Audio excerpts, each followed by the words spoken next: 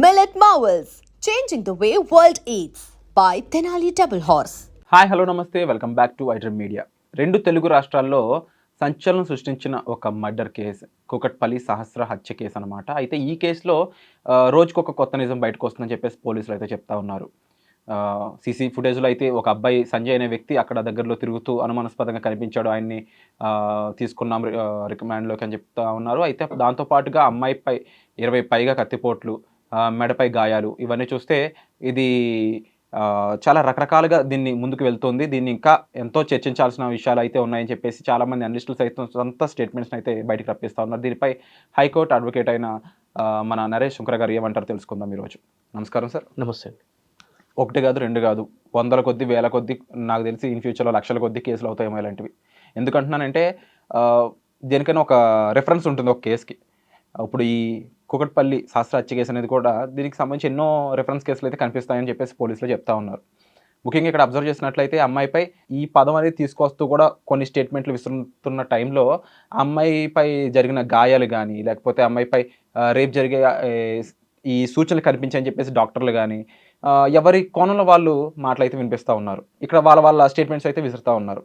ముఖ్యంగా ఒక అమ్మాయికి ఎందుకు రక్షణ లేకుండా పోతుంది, అమ్మాయి సొంతంగా అవతల పర్సన్ ఎదుర్కొనే శక్తి సామర్థ్యాలు పెంపొందించుకోవడం కూడా చాలా అవసరం అని చెప్పేసి కొంతమంది చెప్తా ఉన్నారు. అయితే ఇలాంటి సంఘటనలు ఇంకా జరగకుండా ఎవరు ఎలాంటి యాక్షన్ తీసుకోవాలంటారు? అసలు నేరాలు ఎందుకు జరుగుతాయి, నేరస్తుల యొక్క స్వభావం ఏముంటుంది అని చెప్పంటే కనుక prevention is better than cure అంటారు.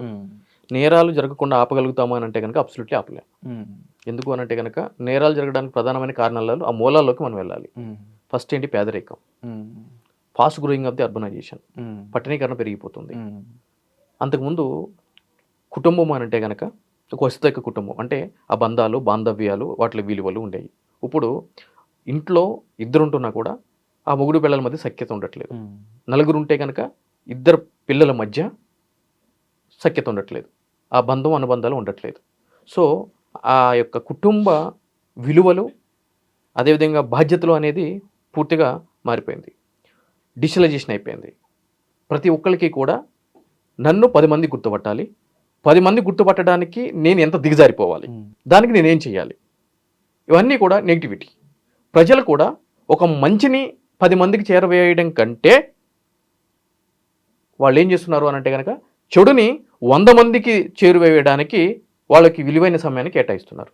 సో వీటిలన్నిటిని కూడా కట్టాలు చేసినప్పుడు మాత్రమే నేర స్వభావం అనే ఒక ఆలోచనని మనము మెదడుల నుంచి తొలగించగలం. అది సాధ్యపడుతుందా? సాధ్యపడదు. అయితే ఇక్కడ కూకట్పల్లికి సంబంధించిన ఘటన మనం చూసుకున్నట్లయితే కనుక ఆ విధంగా ఆ పాప ఒంటి మీద 18 కత్తిపోట్లు, అంటే మెడ మీద కావచ్చు, అదేవిధంగా బాడీ స్టమక్ మీద కావచ్చు, వీటి మీద కావచ్చు, పొట్ట మీద కావచ్చు, ఈ విధంగా చేశారు అని అంటే కనుక బాగా కక్షతోటి ఏదైనా గొడవ గురించి కానీ మరే ఇతర కారణాల చేత కానీ ఎప్పటి నుంచో కోపంతో రగిలిపోయి ప్రతీకారం తీర్చుకోవడానికి తగిన సమయం దొరికినప్పుడు ఆ యొక్క సమయంలో ఈ విధంగా విచక్షణ రహితంగా చేసినటువంటి చర్య కింద మనకు కనిపిస్తుంది. అక్కడ పోస్ట్మార్టం రిపోర్ట్ వచ్చిన తర్వాత కూడా ఆ హత్య ఉదయం 9 గంటల నుంచి 9 గంటల 30 నిమిషాల మధ్యలో జరిగి ఉండొచ్చు అని చెప్పి పోలీస్ అధికారులు చెప్పడం జరుగుతుంది.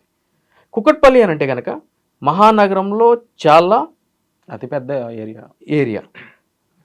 అదేవిధంగా సైబరాబాద్ పోలీస్ కమిషనరేట్ లిమిట్స్లోకి వచ్చేటువంటి ఏరియా.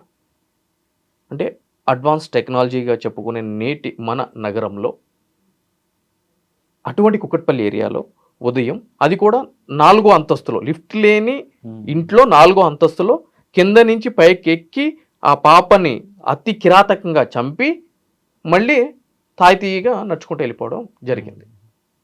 అది ఎవరు ఎందుకు చేశారు అనే కోణాలని వెతికే పనిలో పోలీసు వ్యవస్థ నిమగ్నమై ఉంది.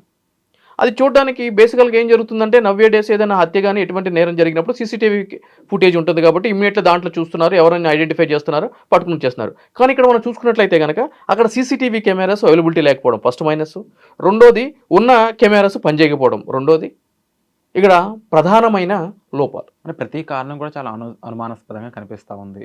అక్కడ సంజయ్ అనే అబ్బాయి అక్కడ తిరగడం కానీ, ఇంటి ఓనర్ కొడుకు హత్య చేశాడని వార్తలు కానీ, లేకపోతే చేసిన హత్య ఒకరు కాదు నలుగురు చేశారని చెప్పేసి, ఎందుకంటే డాక్టర్లు చెప్పే ఒక అనాలిసిస్ అనేది ఉంటూ ఉంటుంది.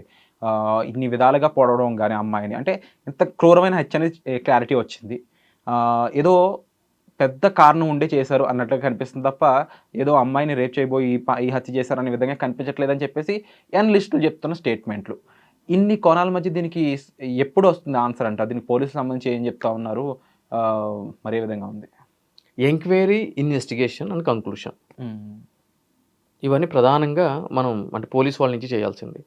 ఇటువంటి హత్య జరిగినప్పుడు అంటే మొత్తం మీడియా అంతా కూడా దీని మీద ఫోకస్ చేసి ఉంది. 2 తెలుగు రాష్ట్రాల్లో కూడా అయ్యో పాపం ఎందుకు ఈ విధంగా జరిగిందని చెప్పని. వాళ్ళ యొక్క కుటుంబ నేపథ్యం చూసుకున్నా కూడా తల్లి ల్యాబ్ టెక్నీషియన్‌గా, తండ్రి ఏమో మెకానిక్‌గా ఉండటం జరిగింది. చుట్టుపక్కల పోలీసు వాళ్ళు ఎంక్వైరీ చేస్తే గనక చంపుకునేంత గొడవలు ఏమీ లేవు గానీ ఏమన్నా ఉంటే చిన్న చిన్నయే గానీ అటువంటివి కాదు అని చెప్పి చెప్పడం జరిగింది. చుట్టుపక్కల వాళ్ళని విచారించామని చెప్పడం జరిగింది. ఎక్కడా కూడా అనుమానాస్పదంగా తల్లిదండ్రులు కూడా ఎవరి మీద అనుమానం అనేది వ్యక్తం చేయలేదు. సో, ఇది ఒక ఏ విధంగా ముందుకు వెళ్ళాలి తెలియనటువంటి పరిస్థితిలో పోలీస్ వ్యవస్థ ఉండిపోయింది. అదేవిధంగా అదే ఫ్లోర్‌లో ఉండే ఒక ఒరిస్సాకి సంబంధించిన ఒక వ్యక్తిని తీసుకొని వెళ్లి ఒక తాయెత్తు కట్టుకొని ఉంటే గనక ఈ మూఢనమ్మకాల నేపథ్యంలో ఏదైనా సరే అనారోగ్య కారణంతోటి ఏమన్నా బలి ఇస్తే అటువంటి కారణాలు ఏమన్నా ఉన్నాయనే కోణంలో కూడా దర్యాప్తు చేశారు. అది కూడా లేదు అని చెప్పడం జరిగింది. ఇక మీరు అంటున్నట్టు ఇంటి ఓనరు లేదంటే గనక ఎక్స్, వై, జెడ్ అంటే ఇవన్నీ కూడా పోలీసుల నుంచి టెక్నికల్ డేటా వచ్చి వాళ్ళు మనకి ప్రెస్ మీట్ పెట్టి చెప్పేంత వరకు కూడా అవన్నీ ఊహాగానాల కిందటే మనం పరిగణించాలి. అయితే ఇక్కడ అమ్మాయిల యొక్క తల్లిదండ్రులు నిజంగా భయపడుతున్నారు. ఇలాంటి సంఘటనలు ఒకటి దిశ దగ్గర నుంచి మొదలుపెడితే ఇప్పుడు వరకు ఎన్నో రకరకాల కేసులు. ఒక ఆడపిల్లని పెంచడానికి భయపడుతున్నారు. ఎందుకు అంటే ఇలాంటి కారణాల వల్ల అని చెప్పడంలో ఎటువంటి డౌట్ అయితే లేదు. మరి అలాంటి తల్లిదండ్రులకి ఏం చెప్తారు? నిజంగా ఆ ఏజ్‌లో ఉన్న అమ్మాయిలకి ఏం చెప్తారు? వాళ్ళు ఎలా సెల్ఫ్ డిఫెన్స్ అనేది నేర్చుకోవాల్సిన అవసరం ఉందంటారు? ఈ రోజుల్లో పిల్లల్ని పెంచాలన్నా వాళ్ళ యొక్క ఆడపిల్లల్ని ప్రత్యేకించి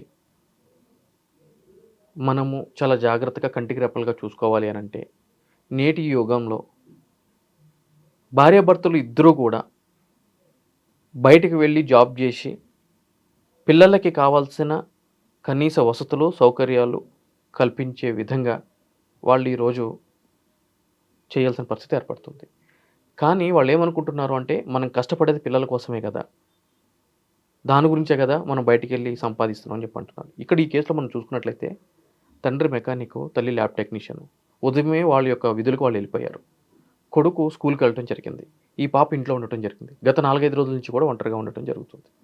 సో, ఒక ఆడపిల్లని ఇంట్లోనే విడిచిపెట్టి వెళ్ళారు. వాళ్ళ దృష్టిలో ఏంటి అంటే గనక ఇంకా ఇంట్లో విడిచిపెడితే ఎటు వెళ్తుంది, దట్టు ఇల్లు అనేది సేఫ్ అన్నట్టు. సేఫ్ అని చెప్పి పెద్ద పాప కదా అని చెప్పారు. కానీ అటువంటి ఇంట్లో కూడా ఆలోచనను కూడా పటాపంచలు చేసే విధంగా ఈరోజు ఈ సంఘటన జరిగింది. అవును. సో, దీని నుంచి మనం నేర్చుకోవాల్సిన విషయం ఏంటి అని అంటే గనక తప్పనిసరిగా సంరక్షణ కోసము ఒకళ్ళు పిల్లలతో ఉండాలి. అది తప్పదు. ఎందుకు అనంటే గనక వాళ్ళ యొక్క అవసరాల్ని, వాళ్ళ యొక్క యాక్టివిటీస్‌ని టైమ్ టు టైమ్ మానిటర్ చేసుకుంటా తల్లిదండ్రుల్లో ఒకళ్ళు త్యాగం చేస్తే తప్ప పిల్లల్ని జాగ్రత్తగా పెంచలేనటువంటి పరిస్థితులు నేటి ఈ సమాజంలో ఉన్నాయి. ప్రభుత్వాలు కానీ, పోలీసులు కానీ ప్రతి ఒక్క వ్యక్తి యొక్క శాంతి భద్రత విషయము చూసుకునే అటువంటి పరిస్థితి వాళ్ళ దగ్గర ఉండదు.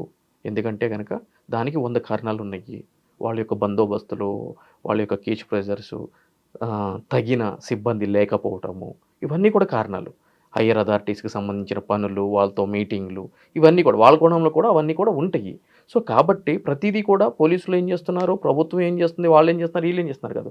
మన సైడ్ నుంచి కూడా మనం ఏం చేస్తున్నాం అనేది ప్రతి ఒక్క తల్లిదండ్రులు గుర్తుపెట్టుకోవాల్సిన అంశము.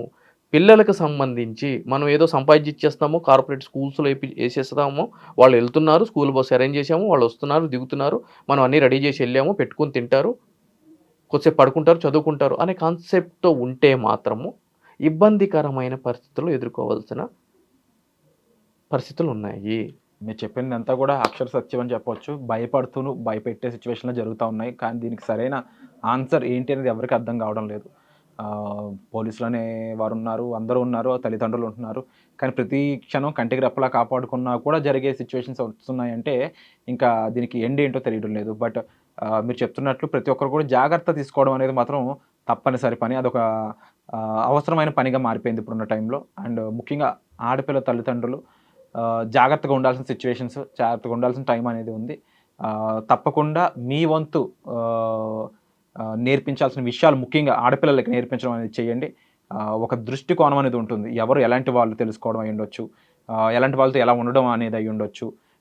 ఇప్పుడున్న వర్చువల్ యుగంలో, మొబైల్ ఫోన్స్ యుగంలో, వర్చువల్ యుగంలో ఎవరిని నమ్ముతున్నాం, ఎందుకు నమ్ముతున్నాం కూడా కారణం లేకుండా అయిపోతా ఉంది. కాబట్టి జాగ్రత్త తీసుకోవడం తప్ప వేరే ఆప్షన్ అయితే ఇక్కడ కనబడట్లేదు. అండ్ మీ ఉద్దేశ్యం ఏంటని తప్పకుండా కామెంట్ సెక్షన్‌లో మెన్షన్ చేయండి. వచ్చే ఎపిసోడ్‌లో మళ్ళీ కలుద్దాం. Thank you so much.